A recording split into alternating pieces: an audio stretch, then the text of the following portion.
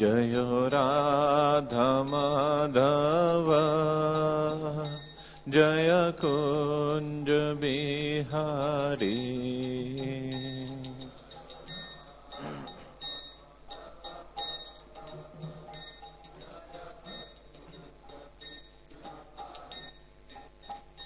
जय गोपी जन वल्लभ जय गिरिवरधारी।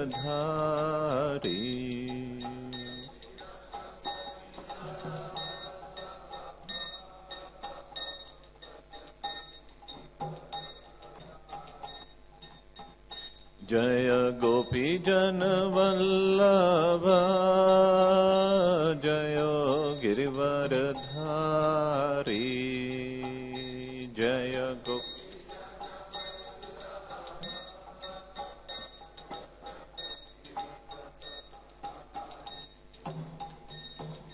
यशोदनंदन ब्रज जन रंजन।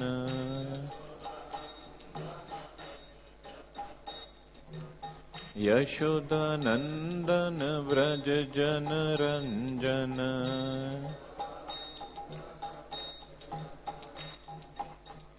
जमुना तीरा वनचारी।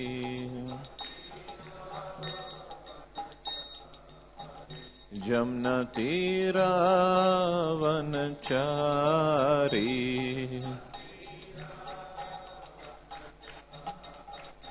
जय राधा माधव जय कुंज बिहारी।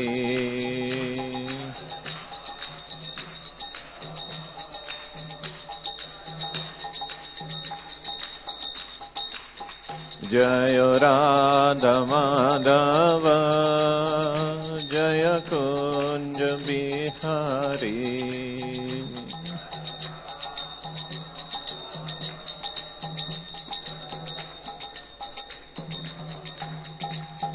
जय गोपी जन वल्लभ जय गिरिवरधारी।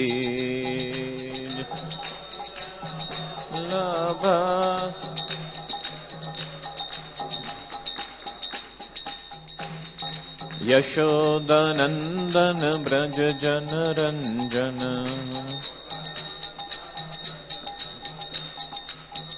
जमुना तीरा वनचारी। जय राधा माधव जय कुंज बिहारी।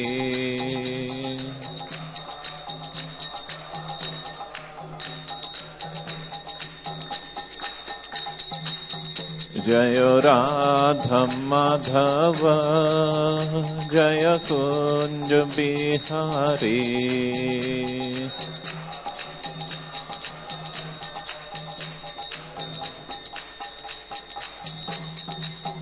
जय राधा पार्थ साथी राधा पार्थ साथी राधे।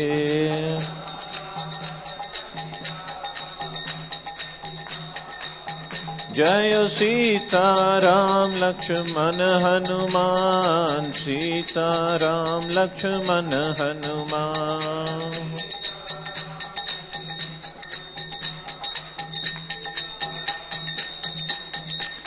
जय नरसिंह देव नरसिंह देव नरसिंह देव जय नरसिंह देव।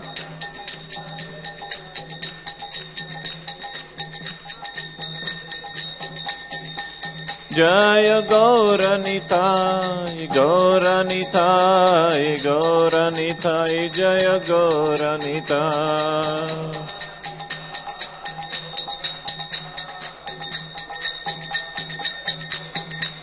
प्रभुपाद प्रभुपाद प्रभुपाद जय जय प्रभुपाद।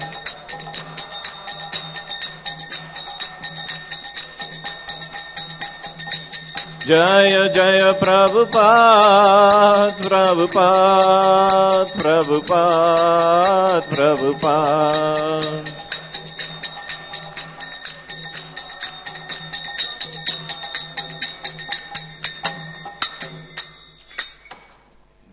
विष्णुपाद परमहंस परिव्राजकाचार्य अष्टोत्तर शत Shri Shrimad divine grace A.C. Bhaktivedanta Swami Srila Prabhupada की जय। विष्णुपाद परमहंस परिव्राजकाचार्य अष्टोत्तर शत श्री श्रीमद डिवाइन ग्रेस भक्ति सिद्धांत सरस्वती गोस्वामी महाराज श्रील प्रभुपाद की अनंत कोटि वैष्णव वृंद की नामाचार्य श्रीलरदास ठाकुर की संवेद भक्त वृंद की निताई गौर प्रेमानंदे।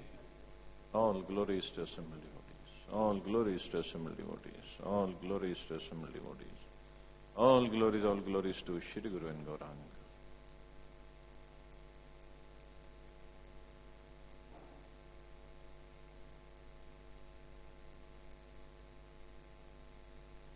Jaya Jaya Shri Chaitanya Jaya Nityananda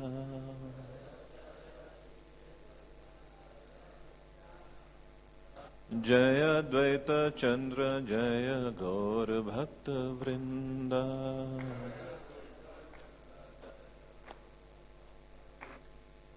जय जय श्री चैतन्य जय नित्यानंदा।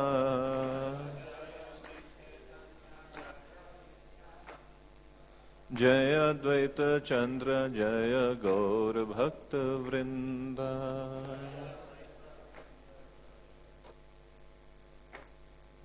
जय जय श्री चैतन्य जय नित्यानंदा।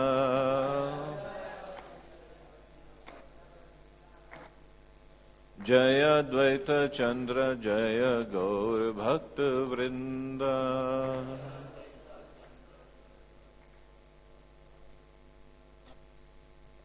हरे कृष्ण। तो आज चर्चा करेंगे श्री चैतन्य चरितमृत आदि लीला अध्याय 17 चैतन्य महाप्रभु की युवावस्था की लीलाएं। प्यार संख्या 34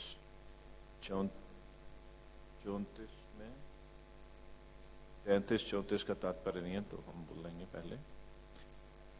प्रभु आज्ञा करे श्लोक आचरण अवश्य पाइबे तबे श्री कृष्ण चरण।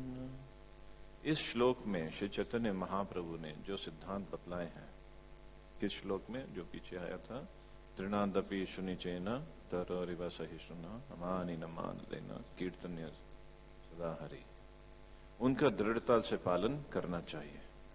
यदि कोई चैतन्य महाप्रभु तथा गोस्वामियों के चरण चिन्हों का अनुसरण करता रहे तो उसे जीवन का चरम लक्ष्य अर्थात श्री कृष्ण के चरण कमल अवश्य प्राप्त होंगे। प्यार संख्या 34। तबे प्रभु श्रीवासेर गृह निरंतर रात्रे संकीर्तन कैला एक संवत्सर।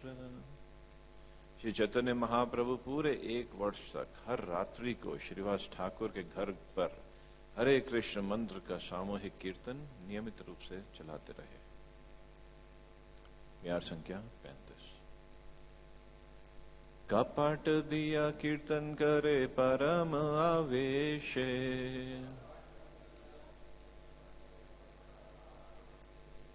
पाषंडी हासीते ऐसे ना पाए प्रवेशे।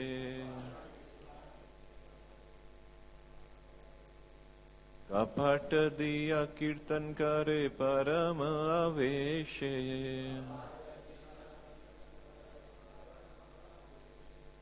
पाषंडी हासीते ऐसे न पाए प्रवेशे। कपट दिया कीर्तन करे परम आवेशे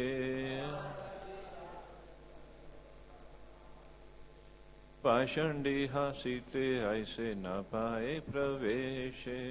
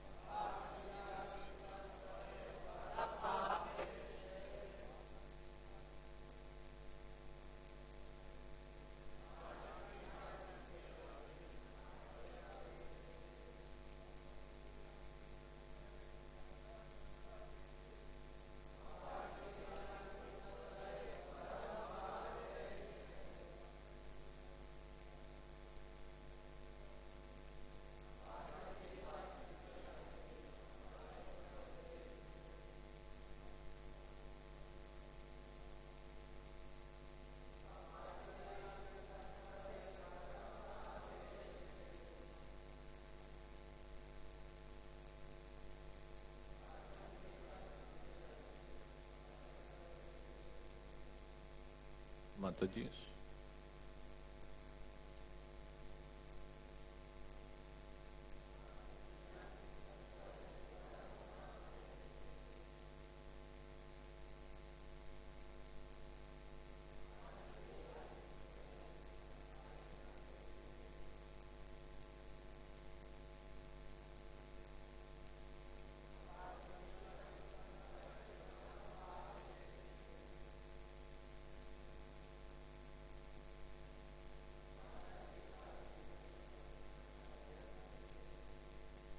शब्दार्थ।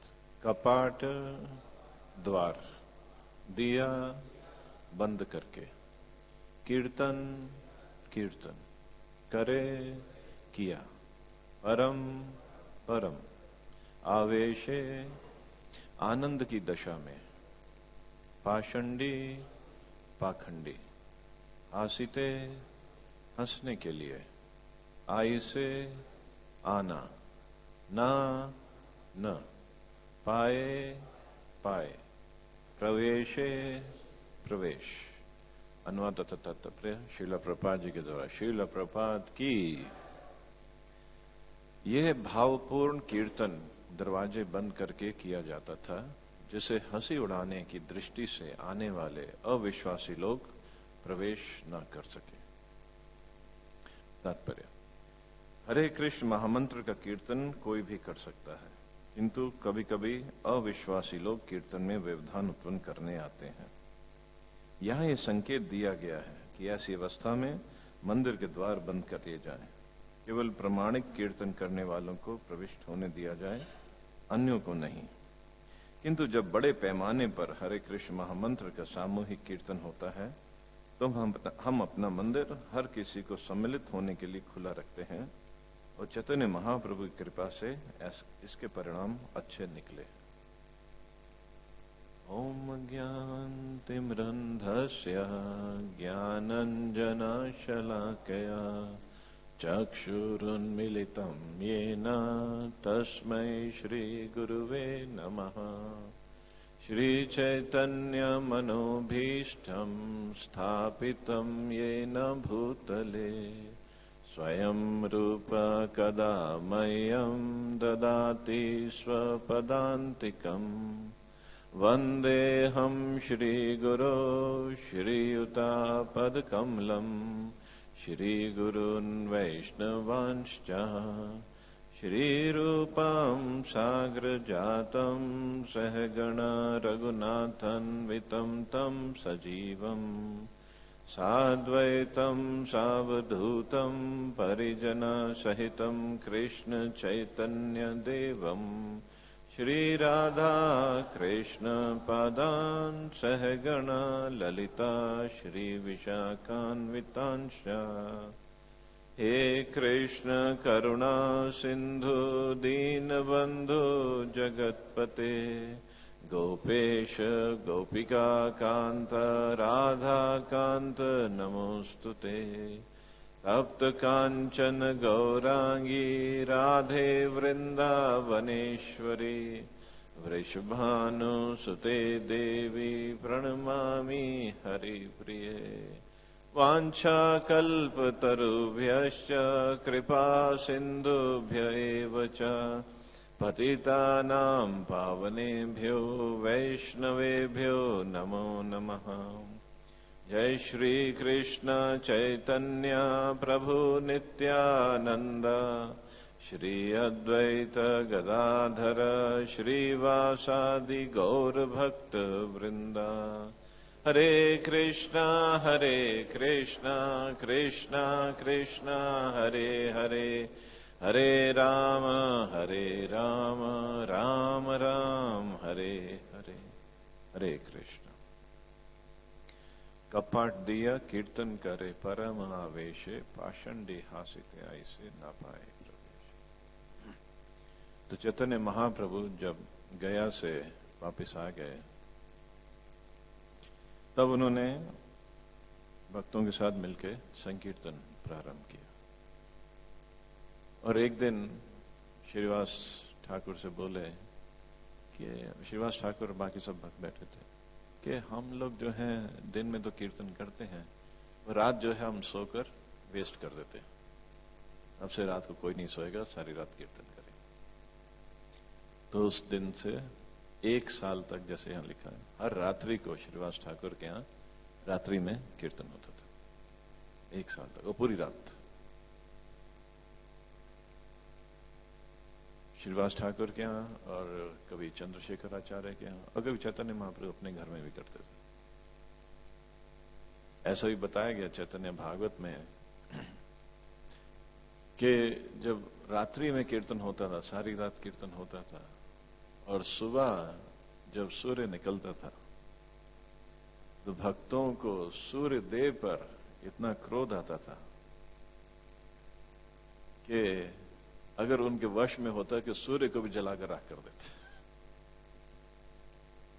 सूर्य क्यों निकले? सूर्य निकला है मतलब कीर्तन नहीं होगा, कीर्तन बंद करना पड़ेगा। तो चैतन्य महाप्रभु रात भर नाचते थे, भक्त लोग कीर्तन करते थे, मुकुंद, श्रीवास ठाकुर ये सब कीर्तन करते थे, और चैतन्य महाप्रभु, अद्वैताचार्य और इनके असंख्य भक्त थे, नित्यानंद प्रभु, सब लोग कीर्तन में नृत्य करते थे। और महाप्रभु ने नृत्य करते थे तो इतने आवेश में आ जाते, जैसे लिखा ना, परम आवेशे, परम आवेश में आ जाते थे। और कभी कभी ऐसा बताया गया कि उनके दांत इसे चैटर करने लगते, जैसे छोटे से बच्चे को सर्दी में बाहर ले जाके नहलाया जाए, ऐसे कांपता है, तो महाप्रभु के दांत इस हिलने लगते थे। कभी कभी उनके शरीर में इतना रोमांच, कभी शरीर से एकदम पसीना निकलने लगता था, और वो भी ठंडा पसीना। कभी रोने लगते थे, और कभी हंसते तो 1-2 घंटा हंसते रहते थे, रोते थे 3-3, 4-4 घंटा रोते रहते थे। उस आवेश में आके नृत्य करते थे। कभी नाचते नाचते उनका शरीर जो है दुगना लंबा हो जाता था, और कभी नाचते नाचते शरीर एकदम छोटा सिकुड़ जाता था।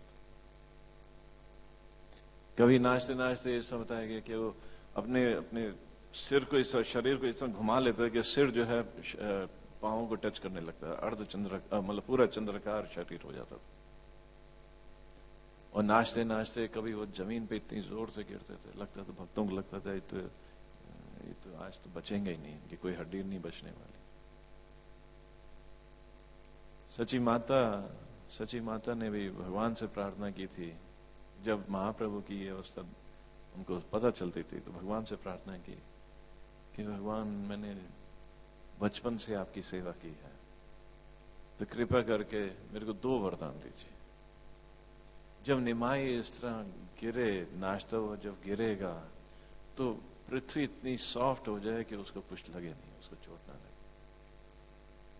और दूसरा कि जब भी ऐसा नृत्य करता हुआ, कीर्तन करता हुआ गिरेगा, तो मेरे को वो न्यूज ना मिले, मैं नहीं सहन कर पाऊं। ये सच्ची माता का कहा। योग माया की वजह से हालांकि नृत्य होता था, कीर्तन होता था, पर सची माता को ये न्यूज नहीं मिलती थी कि निमाई गिरा है, निमाई को कुछ हुआ। तो इस तरह चैतन्य महाप्रभु अपने सब भक्तों के, नित्यानंद प्रभु उनको कवर करके रखते थे, ताकि कभी गिरे तो मैं उठा लूं, प्रोटेक्ट करूं। और श्रीवास आंगन जो बताया गया है, श्रीवास आंगन वो रास स्थली से, जिसमें कृष्ण ने अपनी रासलीला की थी वृंदावन ब्रज में, उससे अभिन्न है। कृष्ण जो है ब्रज में रासलीला करते थे, और चैतन्य महाप्रभु अपने सब भक्तों के साथ श्रीवास आंगन में रात रात भर कीर्तन करते थे। तो दोनों जो है बताया गया एक ही लेवल पे। तो प्रभुपाद की कृपा से हमें भी चैतन्य महाप्रभु के संकीर्तन आंदोलन में भाग लेने का मौका मिला है, हमें भी कीर्तन में भाग लेने का मौका मिल रहा है। मतलब प्रभुपाद की कृपा से हमें डायरेक्ट कृष्ण की रासलीला में एंट्री करने का मौका मिल रहा है। वरना जैसे पीछे शिवरात्रि गई है तो सबने कथा सुनी होगी कि शिव जी भी कृष्ण की रासलीला में एंट्री चाहते थे, गोपियों ने मना कर दिया, अलाउड नहीं। तो चैतन्य महाप्रभु के कीर्तन लीला में भाग लेना मतलब डायरेक्ट कृष्ण की रासलीला में भाग लेने की तरह। तो महाप्रभु इस 1 साल तक उन्होंने वहां पे कीर्तन किया। पर कंडीशन क्या होती थी कि जो भी अविश्वासी हैं, नास्तिक लोग हैं, या जिनके हृदय में कुछ भी ईर्ष्या है, तो उन लोगों को अंदर एंट्री नहीं मिलती थी। कीर्तन में भाग लेने या महाप्रभु का नृत्य देखने में वो अलाउड नहीं थे। जब भक्त लोग सब आ जाते थे शिवास आंगन में, तो दरवाजे और खिड़कियां जो है बंद कर दिए जाते थे। और जितने ये ईर्ष्यालु लोग थे, हालांकि उन्होंने चैतन्य महाप्रभु का भी दर्शन किया, नवद्वीप में ही रहते थे, भक्तों का भी दर्शन किया, पर कीर्तन में उनको एंट्री नहीं मिलती थी कि आप कीर्तन में नहीं आ सकते। और वो लोग बहुत गुस्सा होते थे, तरह तरह की बातें करते थे बाहर खड़े होकर। अरे ये लोग तो भिखारियों की तरह हैं, बस इसी तरह गाते रहते हैं, जोर जोर से चिल्लाते रहते हैं, हम लोगों की नींद खराब करते हैं, रात रात भर चिल्ला के जोर जोर से कीर्तन करके हम लोगों को सोने नहीं देते, यहाँ सारी शांति भंग कर रखी है। और कोई बोलता था कि ये जो मुसलमान जो राजा है, यवन राजा है, वो अपने सैनिकों को भेजेगा, इस सब जो शोर मचा रहे हैं इन सबको बंद करवाएंगे, खत्म करवा देंगे, और हो सकता है वो उसके सैनिक आए तो हमारा भी जो घर वर है हमें भी बंदी बना सकते हैं, हमारा भी घर तोड़ सकते हैं। तो उससे पहले ही हमें चाहिए कि श्रीवास ठाकुर के घर तोड़कर जो है नदी में बहा दिया जाए, गंगा जी में बहा दिया जाए, ये सब बंद कराया जाए। और कोई चिल्लाने लगते थे कि अरे ये लोग इतनी जोर शोर से कीर्तन कर रहे हैं, महाविष्णु को उठा देंगे, महाविष्णु उठ जाएंगे तो प्रलय आ जाएगी, लोग क्यों डिस्टर्ब कर रहे हैं सबको। और कभी कोई बोलने लगते थे ये लोग ना दिखने में ही वैष्णव हैं, पर हैं सब के सब डिवोटीज हैं, क्योंकि ये ना रात क्या करते हैं, दिन में जो लड़कियों को ले आते हैं, रात को इस तरह उनको मंत्र जाल में फंसा के जोर जोर से कीर्तन करते हैं, ताकि इनकी जो व्यभिचार कर रहे हैं उसकी बातें जब बाहर ना फैले। हम लोगों को इसलिए नहीं अलाउ करते कि हम लोग तो इतने सभ्य लोग हैं, हम लोग अंदर जाएंगे, देखेंगे सब गलत हो रहा है तो हम रोकेंगे। और ये लोग क्योंकि इतनी शराब पीते हैं, इसलिए इतनी जोर जोर से आवाजें करते हैं, नृत्य करते हैं। ये सब जो ईर्ष्यालु व्यक्ति थे उनके मन के भाव थे। एक बार हमारे मायापुर में एक सन्यासी हैं, भक्ति नित्यानंद महाराज, वो बता रहे थे कि वो लाइफ मेंबरशिप के लिए जाते थे इलेक्शन करने। तो कलकत्ता गए थे, वहाँ प्रीचिंग कर रहे थे, तो एक व्यक्ति से कहा कि लाइफ मेंबर बनिए। तो उन्होंने कहा नहीं, हम इस्कॉन में लाइफ मेंबर नहीं बनेंगे, इस्कॉन में कोई डोनेशन ही नहीं देंगे। अच्छा भाई, आपकी इच्छा है, पर ऐसा क्यों है? क्योंकि आप लोग जो ना गलत प्रचार करते हो, आपका आचरण और प्रचार ठीक नहीं है, दोनों में मैचिंग नहीं है। महाराज ने पूछा ऐसा क्या होगा? बोले आप लोग तो कहते हो शराब ना पियो, पर आप सब लोग खुद तो शराब पीते हो। महाराज ने कहा ये क्या बात कर रहे हो भाई, हम तो छूते भी नहीं, चाय कॉफी भी नहीं, छूते भी नहीं, शराब पीनी तो दूर की बात है। बोले नहीं, आप बिल्कुल पीते हो। महाराज ने कहा कैसे आप कह सकते हो, आपने देखा किसी भक्त को? कहते हम पीछे गए थे आपके मंदिर में, मायापुर मंदिर में, और शाम को हम पहुंचे और शाम को देखा वो गौर आरती हो रही थी, और उस समय आपके सब ब्रह्मचारी लोग सब लोग कीर्तन कर रहे थे, 1-1.5 घंटा इतने जोर जोर से नाच रहे थे। बिना शराब पिए तो नाच ही नहीं सकते। तो आप पक्का आप लोग शराब पीते हो। जय श्री श्री राधा पार्थसारथी ललिता विशाखा की, श्री श्री गौर निताई की, श्री श्री सीताराम लक्ष्मण हनुमान की। तो उनका ये भाव था कि आप बिना शराब पिए तो इतनी देर कोई नाच ही नहीं सकता। 1-1.5 घंटे तक पूरा कीर्तन जब होता है तो नृत्य पूरा ही होता है। सबका एक्सपीरियंस तो वो है ना कि शादियों में लोग नाचते हैं सड़क पे घोड़ी के आगे, तो थोड़ी देर नाचते हैं, वो भी बिना पिए तो नाच नहीं सकते। तो मंदिर में इतना कैसे नाच सकते हैं? तो पक्का आप लोग शराब पीते हो।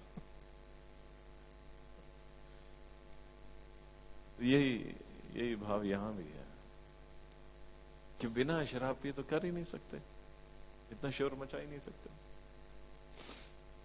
पर ये नहीं समझते लोग कि बाहर लोग तो सोचते हैं नाचने से हमें खुशी मिलेगी, खासकर शराब पी के नाचने से खुशी मिलेगी। पर भक्त लोग जब भगवान के आगे नाचते हैं खुशी के मारे नाचते हैं, तो खुशी से नाचते हैं, वहां से उसने नाचने से खुशी मिलेगी, दोनों उल्टा हिसाब किताब।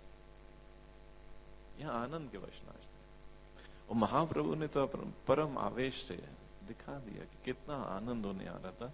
उस आनंद में उनके जो भाव उमड़ रहे थे उसको भी वो कंट्रोल नहीं कर पा रहे थे, क्योंकि वो वही श्रीमती राधा रानी के भावों को ही तो टेस्ट करने आए थे।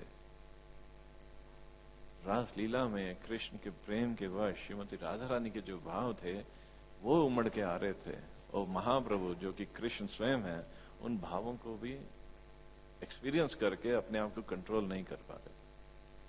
ये आनंद था, ये था कीर्तन महाप्रभु। पर जो ईर्ष्यालु व्यक्ति हैं वो ये चीज नहीं समझ पा रहे थे, इसीलिए बाद में महाप्रभु ने निर्णय किया कि मुझे अब संन्यास लेना चाहिए, क्योंकि ये जो ईर्ष्यालु हैं, नास्तिक हैं, इन लोगों का उद्धार कैसे होगा। और फिर जब वो संन्यास लेके चले गए तब लोगों को उन पे विश्वास ज्यादा बना, और सन्यासी की चूंकि आदर सत्कार किया जाता, सन्यासी का आदर सत्कार किया जाता, तब उन पे ज्यादा उनको कृपा मिली महाप्रभु। अभी तक तो सिर्फ भक्तों पे ही कृपा कर रहे हैं। और महाप्रभु का ये जो कीर्तन है, ये उनके आवेश हैं, ये हर एक तो देख भी नहीं सकता और समझ भी नहीं सकता, खासकर जिनके हृदय में ईर्ष्या भगवान के प्रति, भगवान के भक्तों के प्रति, भगवान के भक्तों की भक्ति के प्रति। क्योंकि भक्ति की वजह से भक्तों में कई क्वालिटीज आ जाती हैं, उसके प्रति भी अगर ईर्ष्या है तो हमें महाप्रभु के संकीर्तन आंदोलन में या संकीर्तन में भाग लेने की अनुमति नहीं मिलेगी। 6 अनर्थ जो बताए गए हम सबके हृदय में, काम, क्रोध, लोभ, मोह, मद, मत्सर्य, ऐसा बताया गया कि इनमें से 5 जो हैं अगर हमारे हृदय में हों तभी वो स्पिरिचुअलाइज होके, प्यूरिफाई होके भगवान की सेवा में लगाए जा सकते हैं। एक्सेप्ट द्वेष, मत्सर्य, ईर्ष्या, एनवी, उसको तो हृदय से निकालना ही पड़ेगा, उसको प्यूरिफाई नहीं कर, उसका स्पिरिचुअलाइजेशन नहीं हो सकता। ये एनवी है क्या, ईर्ष्या है क्या? एक बार तमाल कृष्ण महाराज ने प्रभुपाद से प्रश्न पूछा था कि मॉर्निंग वॉक पे थे कि Prabhupada, calling a spade, fault finding, a blasphemy, इन तीनों में क्या फर्क है? कॉलिंग ए स्पेड मतलब इंग्लिश की कहावत है, मतलब जैसे कोई व्यक्ति अगर खराब है उसको खराब बोलना, और दूसरा है किसी में गलतियां निकालना, और तीसरा है ब्लास्फेमी मतलब उसकी एकदम निंदा करना। इन दोनों में क्या फर्क है? तो प्रभुपाद ने बताया कि कॉलिंग अ स्पेड तो ये गलत है, उसको गलत बताना, अगर आपके हृदय में उसके प्रति मतलब उसको उठाने की इच्छा है, उसको गिराने की इच्छा नहीं है, अथॉरिटी है, तो उसको आप ठीक बता रहे हैं तो ठीक है। फॉल्ट फाइंडिंग, इसमें गलतियां निकालना, वो अगर किसी में कोई गलती है तो आप निकाल रहे हैं, वो ठीक है। वो ब्लास्फेमी जो है, निंदा करना, वो एकदम गलत, उसमें गलती नहीं है फिर भी आप उसकी निंदा करें, ये होता है ईर्ष्यावश।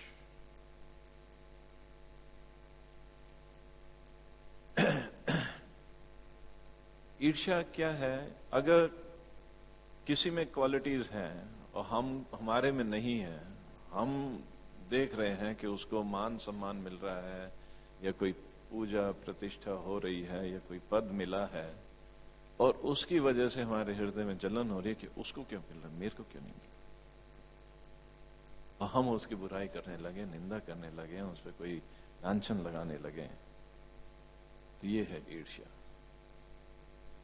ये ईर्ष्या जो है, इसी की वजह से फिर अपराध हम करते हैं और इस अपराध की वजह से हम गिर जाते हैं। संकीर्तन में भाग लेने के बजाय संकीर्तन से भाग जाते हैं।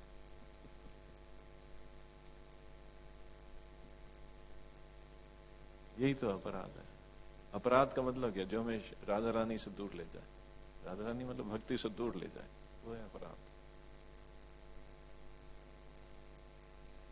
बजाय इसके ये समझने के कि कृष्ण शक्ति बिना नाही तार प्रवर्तन, कि किसी भक्त ने अगर कृष्ण की शक्ति कुछ मिली है, उसकी वजह से वो प्रचार कर रहा है या किसी भी प्रकार की सेवा अच्छे से कर रहा है, या उसमें कोई भी गुण है, कुछ क्वालिटीज हैं, उस पर किसी और वैष्णव की कृपा हो रही है, और मेरे में अब चूंकि वो क्वालिटीज नहीं है इसलिए भगवान की कृपा मेरे पे नहीं है, हम जो है ईर्ष्यावश गिराने लगते। जिस एक वो बताया ना, केकड़ा होता है ना समुद्र में जी रहता, या भारत में तो नहीं मिलता देखने में, पर अमेरिका में तो ग्रोसरी स्टोर में भी जाओ तो बड़े से खुले से बर्तन में पानी डालकर सबको रख दिया जाता है, और खुला होता है बर्तन, वो ऊपर से ढक के भी नहीं रखते, तो जिंदा होते हैं केकड़े। उनमें क्या खास क्वालिटी क्या है कि एक केकड़ा अगर ऊपर निकलना चाहेगा, दूसरा पकड़ के उसकी टांग खींच देगा इसलिए कोई निकल नहीं पाता मेंढक हो तो भाग जाएगा उछल के भाग जाए, वो केकड़ों की खास क्वालिटी है एक निकलना चाहता है, बाकी उसकी टांग पकड़ के नीचे खींच देते, आ जा तो हमारे साथ ही रहा, कहां जा रहा है यहाँ इतना आनंद है, देखो हम इतने आनंद से इस जगह रह रहे हैं, अभी थोड़ी देर में हम सब मरने वाले हैं, और तू क्यों भाग रहा है तू कैसे बच सकता है? ये है एनवियसनेस। कोई अगर उठना भी चाह रहा है, भक्ति में बढ़ना चाह रहा है, या कुछ भी कोशिश कर रहा है, दूसरे जब टांग पकड़ के नीचे खींच, हमारे लेवल पे आ जाओ ना, कहा मध्यम अधिकारी बनने चले, आ जाओ कनिष्ठ ही रहो, नीचे ही आ जाओ। ये है ईर्ष्या,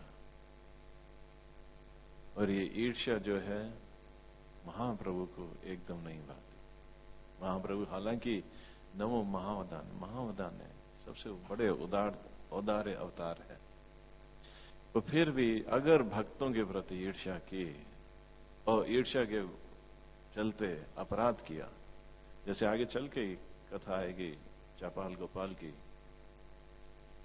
उनसे अपराध हुआ श्रीवास ठाकुर के प्रति, और शरीर में कोढ़ हो गया, इतने वर्षों तक उनको भुगतना पड़ा। महाप्रभु सन्यास लेके जगन्नाथपुरी चले गए, जगन्नाथपुरी से वापस भी आए, तब चापाल गोपाल उनके चरणों में गिर पड़े, माफी मांगी।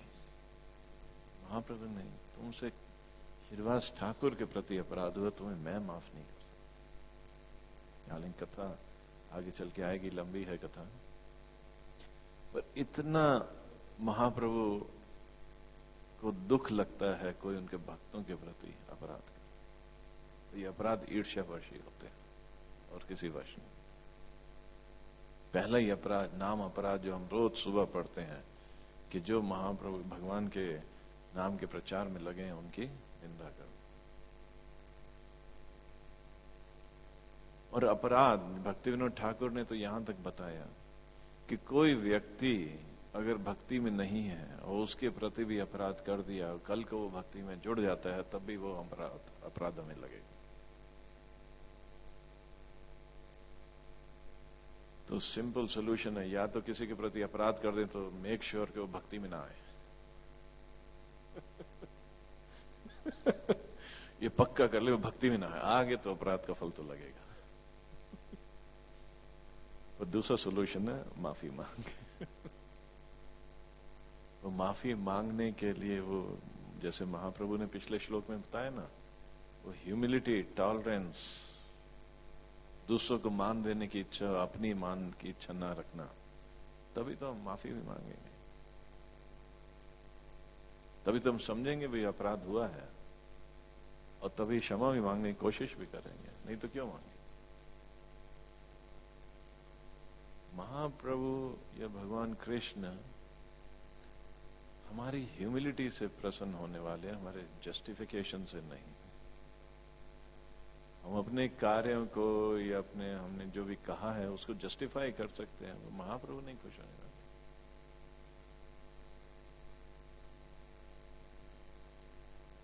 रूप गोस्वामी के पास भी पूरा जस्टिफिकेशन था जब उन्हें सनातन गोस्वामी से कहा, और क्योंकि वो जब लीला स्मरण कर रहे थे तो वो हंस रहे थे, तो एक वैष्णव उनके घर कुटिया के बाहर से निकले जो कि थोड़ा टेढ़े मेढ़े होकर चलते थे। वो वैष्णव को लगा कि मेरे पे हंस रहे हैं, पर जब वो वैष्णव के मन में दुख हुआ कि रूप गोस्वामी इतने बड़े संत होके मेरे पे हंस रहे हैं, जब दुख आया तो रूप गोस्वामी के हृदय से वो लीला जो है खत्म हो गई। वो वैष्णव तो चले गए, रूप गोस्वामी सनातन गोस्वामी के पास कि क्या हुआ, तो सनातन गोस्वामी का आपसे अपराध हो गया। पूरा जस्टिफिकेशन का पूरा सिचुएशन थी उनके पास, मैंने तो कुछ कहा ही नहीं किसी से, मन से अपराध हुआ था, वो भी जानबूझ के नहीं हुआ था, वाणी और कर्म से तो बिल्कुल नहीं हुआ था। वो फिर भी सनातन गोस्वामी ने कहा कि आप एक प्रीति भोज का अरेंज करो और बुलाओ सबको, जो नहीं आए समझ लेना उसके प्रति अपराध है, और फिर उससे जाके माफी मांग।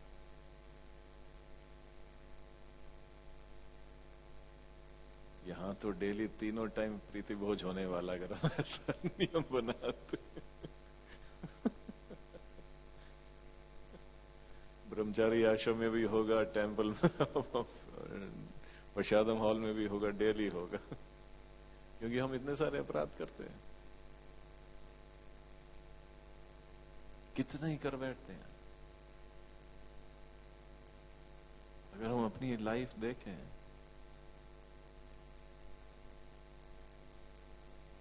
मन से तो बिल्कुल होते हैं, बॉडी से भी हो जाते हैं, वाणी से भी हो जाते हैं। BMW जो है पूरी हमारी अपराधों की लाइन में लगी, बॉडी माइंड वर्ड्स, कितने ही अपराध कर बैठे, और फिर सोचते हैं कि महाप्रभु की कृपा मिल जाएगी।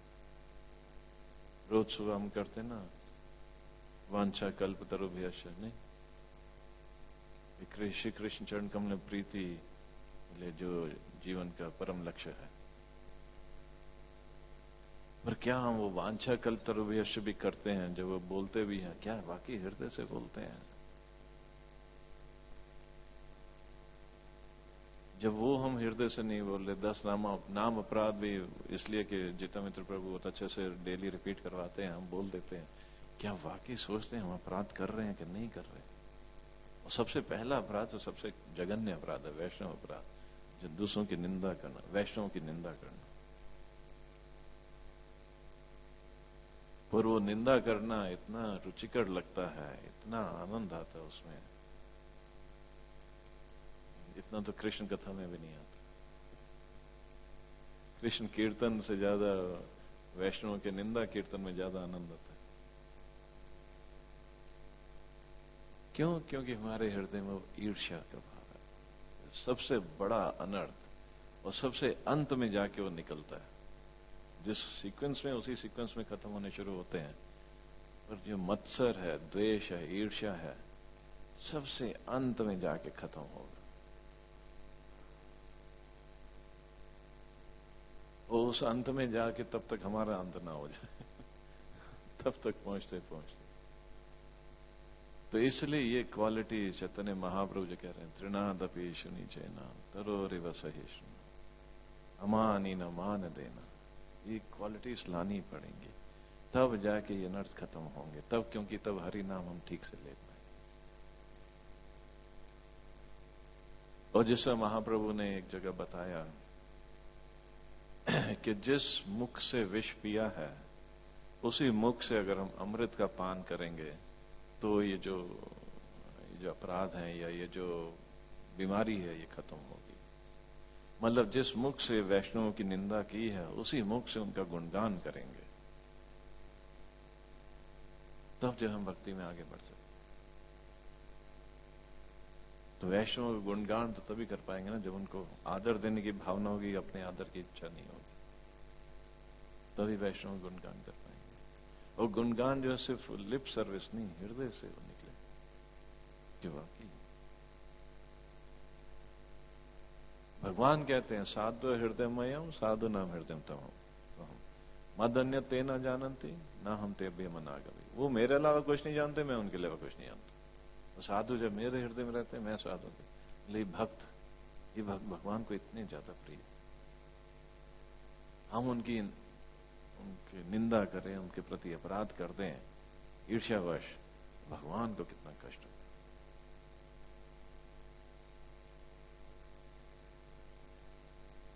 तो उसी मुख से महाप्रभु कह रहे हैं जब हम वैष्णव का गुणगान करते हैं,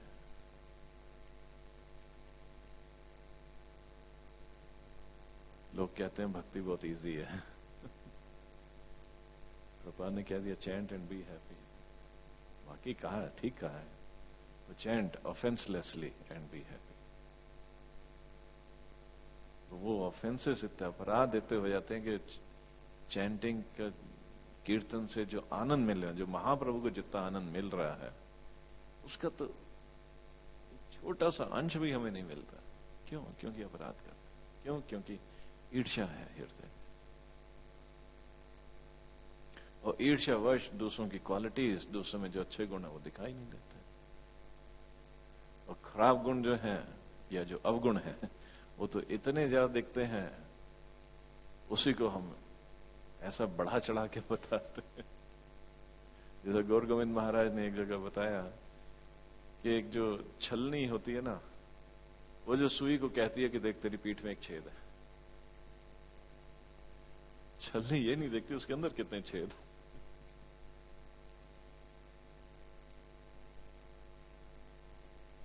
छलनी तो पूरी छेदों से ही भरी पड़ी है, वो सुई को कहती तेरी पीठ में एक छेद, देख कितनी खराब है, कितनी खराब चीज है ये। वही है, हम अपने जब अवगुण देखें, ह्यूमिलिटी, जब प्रभुपाद ने जो ट्रांसलेशन किया, ह्यूमिलिटी का मतलब बताया भगवत गीता में कि अपने में कोई गुण नहीं देखना, दैट इज ह्यूमिलिटी। अपने मान की इच्छा न रखना, दैट इज ह्यूमिलिटी। तो ये जब गुण डेवलप होंगे हमारे अंदर, तब जो है कीर्तन ठीक से कर पाएंगे, तब जो है महाप्रभु के संकीर्तन में भाग ले पाएंगे, तब जो है हमारे हृदय में कुछ परिवर्तन आएगा। नहीं तो बहु जन्म यदि करे श्रवण कीर्तन, तब तन न पाए कृष्ण पदे प्रेम धन। राइट, कुछ वर्ड इधर उधर हो गए पता नहीं मेरे को। बहुत बहुत जन्मों तक भी कीर्तन करते रहे नहीं तो, जन्मों तक, सालों भी तक भी नहीं, महीनों तक भी बात नहीं हो रही है, जन्मों तक अगर अपराध हम करते रहे तो कृष्ण पदे प्रेम धन नहीं मिलने वाला, मिल ही नहीं सकता। क्योंकि कृष्ण के पद में, कृष्ण के चरण कमलों पे तो वैष्णव बैठे हैं, उनके सारे भक्त बैठे हैं वहां पे। उन्हीं के प्रति अपराध कर दिया तो कृष्ण कैसे उन चरण कमलों पर बैठने देंगे हमें।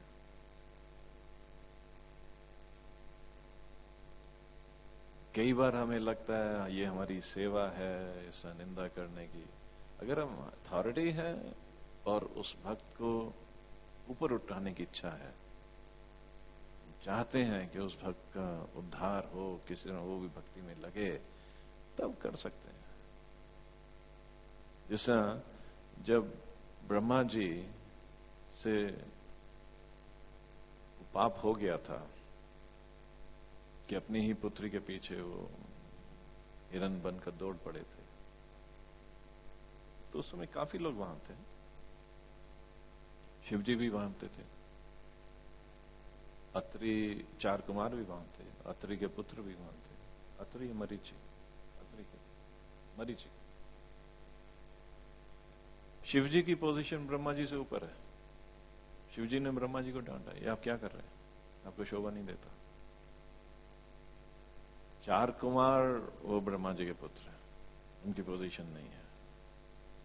वो अपराध नहीं करना चाहते थे, वो भगवान से प्रार्थना करने लगे, भगवान इनको सही ज्ञान दीजिए। पर मरीचि के पुत्र 6 पुत्र, उनसे अपराध हो गया क्योंकि वो हंसने लग गए थे ब्रह्मा जी। उस अपराध की वजह से उन्हें श्राप मिला कि पैदा होगे और अपने मामा के हाथों जो मारे जाओगे। पहले वो हिरण्यकशिपु के हाथ मारे गए और फिर जो है कंस के हाथों, जो देवकी के 6 पुत्र मारे गए थे, यही थे। इतना बड़ा अपराध। अगर हमारी अथॉरिटी है, हमारी पोजीशन है, शिव जी की पोजीशन थी ब्रह्मा जी से ऊपर, वो कह सकते थे, वो भी निंदावश नहीं, उनको गिराने की इच्छा से नहीं। तो परम वैष्णव हैं शिव जी, तो वो क्वालिटीज अगर हम में है, कंपैशन, करुणा वाली, कि हम चाहते हैं किसी का भला हो, और अगर हमारी अथॉरिटी है या हमारा रिलेशनशिप, उस संबंध उस व्यक्ति के साथ ऐसा हम कुछ कह सकते हैं तो कहना चाहिए। अन्यथा अगर सिर्फ निंदा करेंगे तो हम ही भक्ति से गिरेंगे। तो यहां पे हमें ध्यान देना चाहिए कि ईर्ष्यावश हम किसी के प्रति अपराध न करें। और ईर्ष्या तो, क्योंकि इस ईर्ष्यावश ही तो भौतिक जगत में हमने जन्म लिया है कि भगवान से भी ईर्ष्या हो गई थी। तो भगवान ही क्यों सब चीजों के भोक्ता है, हमें भी तो भोक्ता बनना है, हम भी तो एंजॉय करना चाहते हैं, कंट्रोलर बनना चाहते हैं।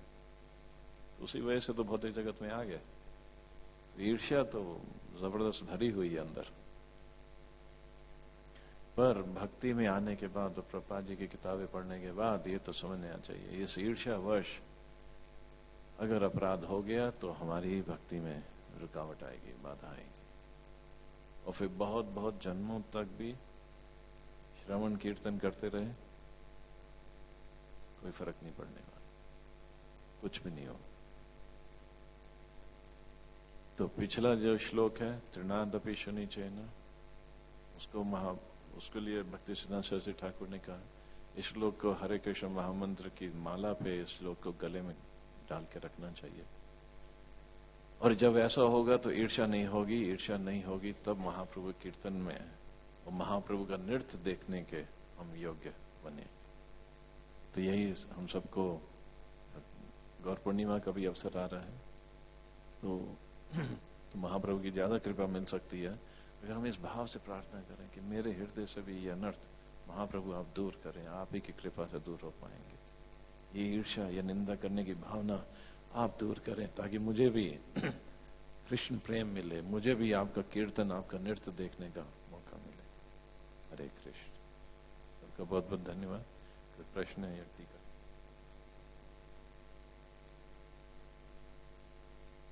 हरे कृष्ण, धन्यवाद।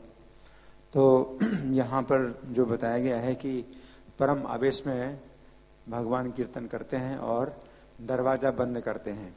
तो दरवाजा बंद करने के पीछे एक कारण ये भी है कि उनका संग ना किया जाए, जो निंदक हैं उनका संग ना किया जाए, और अपनी नफरत भी उनको दिखाई जाए।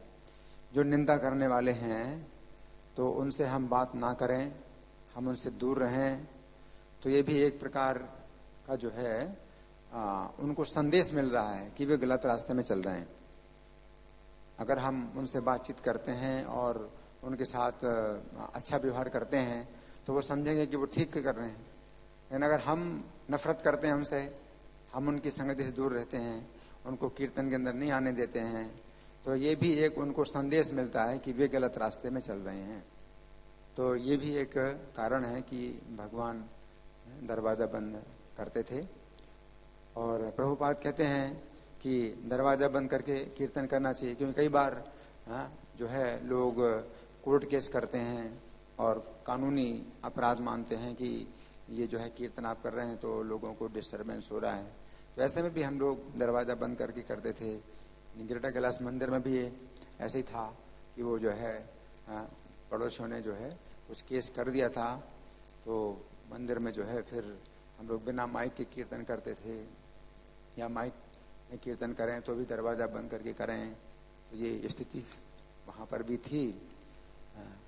लेकिन फिर प्रभुपाद कहते हैं कि अगर कोई ऐसी स्थिति नहीं है कि भाई कोई डायरेक्ट हमारा विरोध कर रहा है, तो वैसे हम अगर दूर रह करके वो अगर कुछ निंदा करते हैं, विरोध करते हैं, तो हम लोग जो है खुला कीर्तन कर सकते हैं। मंदिर के अंदर भी दरवाजे खोल के कीर्तन कर सकते हैं, या सड़कों में कीर्तन कर सकते हैं।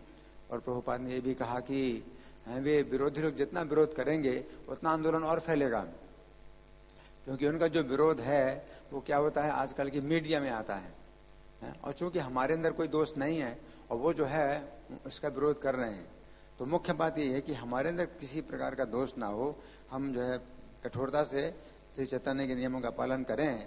और लोग अगर जो है विरोध करेंगे तो जो सच्चे लोग होंगे वो सच्चाई को जानने का प्रयास करेंगे और वो हमारे आंदोलन में शामिल होंगे। इसलिए प्रभुपाद ने भी कहा कि विरोधी लोग अगर विरोध करते हैं जबकि हमारे अंदर कोई ऐसा दोष ना हो, तो जो है आंदोलन और अधिक फैलेगा। और इस आंदोलन में सबसे बड़ा जो खतरा है वो इस बात का है कि अंदर में अगर विरोध होता है, हमारे आपस में अगर कुछ विरोध होता है, तो इसी से ही ये आंदोलन नष्ट होगा। तो बाहर की कोई शक्ति नहीं है, बाहर की कोई शक्ति नहीं है। अगर हमारे जो है आपस में संगठन है, यूनिटी है, और एक ही लक्ष्य में हम जो है अगर कार्य कर रहे हैं, तो जो है बाहर की कोई शक्ति नहीं है जो कि इसको खराब करे, और ये फैलता जाएगा, फैलता जाएगा। इस बात से हमें बहुत, जैसे प्रभु जी ने बताया कि हमें बहुत ध्यान रखना चाहिए कि ईर्ष्या ना करें। और कोई अगर गलत तत्व है तो हमें सावधान रहना चाहिए। अपने अंदर ही कुछ गलत तत्व हैं तो उनसे सावधान रहना चाहिए और उनको बाहर निकाल दिया जाए। वो ज़्यादा अच्छा है कि वे जो है मतलब यहाँ कुछ उत्पात मचाएं। लेकिन आपस में जो है इस बात से हमें जो है ईर्ष्या नहीं होना चाहिए कि कोई भक्त हमसे आगे बढ़ रहा है, कि कोई अभी हमसे जूनियर है और वो हमसे आगे बढ़ रहा है, भक्ति में आगे बढ़ रहा है। उसके पीछे जन्म के कुछ संस्कार हैं हमारे, हम 10 साल से कर रहे हैं, 20 साल से कर रहे हैं, और वो 1 साल में ही वो आगे उठ गया है, तो उसके कई जन्मों के वो संस्कार हो सकते हैं कि वो काम कर रहे हैं। तो हमें ईर्ष्या नहीं करना चाहिए। अगर वो ईर्ष्या होगी तो ये आंदोलन जो है ये टूट जाएगा। इसी बात से हमें जो है मतलब बहुत सावधान रहना है। हरे कृष्ण। और किसी का कुछ समीक्षा या प्रश्न? हरे कृष्ण। ग्रंथ श्री चैतन्य चरितामृत की श्रीला प्रभुपाद। ओ आई एम सॉरी, एक मिनट मैं छोटी सी बात बताना चाहता हूँ। जो इससे 35 श्लोक से पहले जो 32 प्यार संख्या 32 थी, उसमें जो ऊर्ध्व बाहु वाली जो प्यार थी, तो एक बहुत बड़ा आश्चर्य है कि इस बार जो पत्रिका आई थी भगवत दर्शन पत्रिका फरवरी के महीने की, उसमें यही वाला प्यार था। अब हमारे मंदिर में तो यथाक्रम में ये आई है, पर भगवत दर्शन पत्रिका में भी पहली बार ही ये प्यार आई है। तो बहुत बड़ा एक योग था और प्रभु जी के पास आई वो, उस वक्त प्रभु जी ने पढ़ा इसको, तो बड़ा आश्चर्य लगा कि यहाँ पे भी वही है और वहाँ पे भी वही। तो मेरा भी बड़ा उत्साह बढ़ा उसमें बहुत ज्यादा। तो मैंने लिखा नहीं कुछ उसके विषय में, मैं लिखने में बहुत पीछे हूँ, बहुत ही ज्यादा, नहीं तो मैं और कुछ बताता। मेरे को बहुत प्रेरणा मिल रही थी उससे। हरे कृष्ण। हरे कृष्ण। धन्यवाद। श्रील प्रभुपाद की निताई गौर प्रेमानंदी।